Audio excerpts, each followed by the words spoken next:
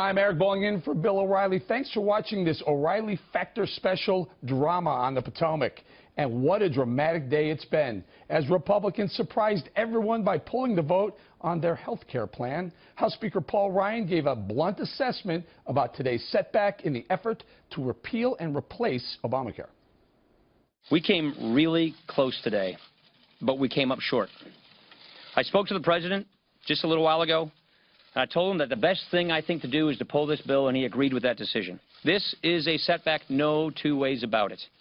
But it is not the end of the story, because I know that every man and woman in this conference is now motivated more than ever to step up our game, to deliver on our promises. Meanwhile, President Trump remained optimistic. I worked as a team player and would have loved to have seen it pass, but again, I think you know I was very clear, because I think there wasn't a speech I made, or very few, where I didn't mention that perhaps the best thing that could happen is exactly what happened today, because we'll end up with a truly great health care bill in the future after this mess known as Obamacare explodes. So I want to thank everybody for being here. It will go very smoothly, I really believe. I think this is something that certainly was an interesting period of time. We all learned a lot. President Trump was also pressed over the impact of the House Freedom Caucus on the health care bill's failure. Do you feel betrayed by the House Freedom Caucus at all? They seem to be the most difficult to get. No, I'm not betrayed. They're friends of mine. I'm disappointed because we could have had it. So I'm disappointed. I'm a little surprised, to be honest with you. We really had it. It was pretty much there, within grasp. Joining us now with reaction, Kentucky Senator Rand Paul, who's a close ally of the House Freedom Caucus. Now, Senator, do you think the president was indirectly referring to you specifically in those remarks? No, but what I would say is I think I still have a great deal of optimism that we will come to a repeal of Obamacare. I mean, there's probably been nothing that has united Republicans more than our desire to repeal Obamacare. I think it led to our electoral success of taking over the House in 2010, the Senate in 2014, and winning the White House in 2016. So I think we are united on repeal. We're not so much united on the replacement part, but I still think it can be worked out. So I'm hoping that both sides will say we will continue to talk. I think that President Trump's been very open to many of our ideas. I just think we didn't have enough time, and we set an artificial deadline, and instead of saying we're going to work till we finally get this, I don't see any reason why we can't work next week, the week after, but we should work on repealing Obamacare, and I'm going to continue to be for that, as well as replacing it. There's some great ideas for replacement. Right. So a lot of people, we watched over the last 3 weeks, we watched the House Freedom Caucus saying, we're not on board yet. Explain it to us why we should be. They never got the answers they were looking for. But now, in the aftermath of the failed or pulled vote, people will say, obviously they're going to say, hey, it's the House Freedom Caucus that held out. That's the reason why we now have Obamacare going forward. What do you say to those people? You know, I think the Freedom Caucus wants what all conservatives want, and that is a repeal of Obamacare that ultimately lowers the price of insurance for people. If you look at the #1 problem of Obamacare, it's that people in the individual market go out to buy insurance and the premiums are soaring through the roof. That's the real problem.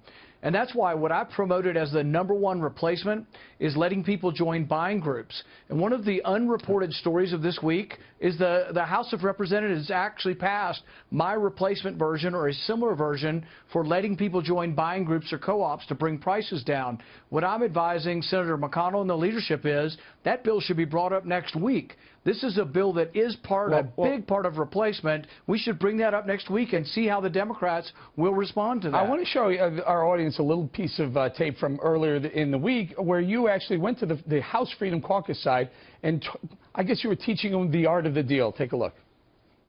I brought you all a gift tonight, the art of the deal.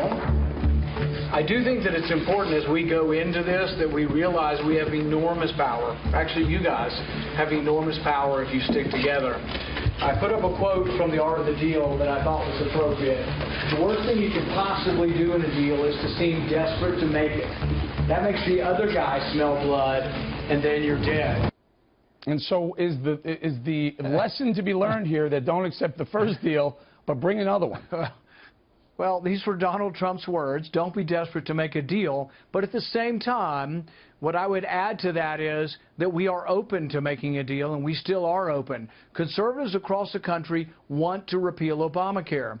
Unfortunately, as the House leadership brought this forward, they brought repeal and replace with Obamacare Lite. Nobody ran on that, and no conservative across the land wants it. We could start over with repeal as the basis. And actually, some of the ideas, look, I love the fact that Speaker Ryan brought up Senator, tell the me what association happens. plans last week. Listen, tell me what, and I see this, and I watch you guys out there and saying, let's repeal now, because there's like bicameral support for repealing Obamacare. But what do you do with the people, or whatever, 9 or 10 million people who are on Obamacare? If you've repealed it, what do you do with them? Well, here's the history of what has happened in the past. Dozens of times, the House of Representatives, under Republican leadership, has already voted for a clean repeal. They've already done it dozens of times. In the Senate, we've done it at least once. So what do we do with the people that government is currently providing health insurance for? What I want is every one of them to be protected by group insurance. So what I would do is open up every individual to be able to buy a group policy, which helps them to have leverage. And here's an example. AARP has over 30 million people. What if they had one person negotiating prices? They could push prices down.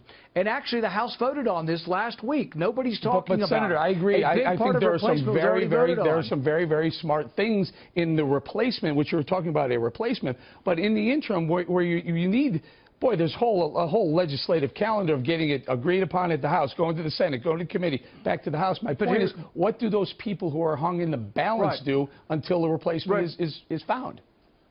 But here's part of the interim. Right now, we're still debating the repeal. We don't have that. So next week, the interim could be that the Senate brings to the floor part of the replacement that the House passed this week, the buying groups. If the Senate would vote on co-ops and buying groups next week, maybe Democrats would say, why would we want to prevent consumers from joining together to get a better price? Why would Democrats vote against the AARP being able to negotiate better drug prices and better insurance prices? I think it's such a marvelous idea. We should bring it forward next week.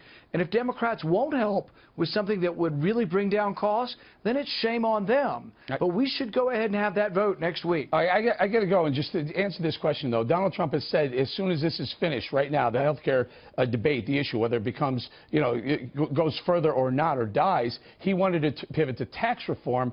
Should Trump pivot to tax reform now or wait and try and do something, continue with health care? Are the American people still have a desire to hear about health care? Who knows how long? I think legislators can walk and chew gum, hopefully at the same time. So why don't we do both? Why don't we set up a special committee with House Freedom Caucus? So many people ask me, why don't they do both? Why does it have to be one at a time? Well, you tell me it doesn't. And here's my suggestion to the White House.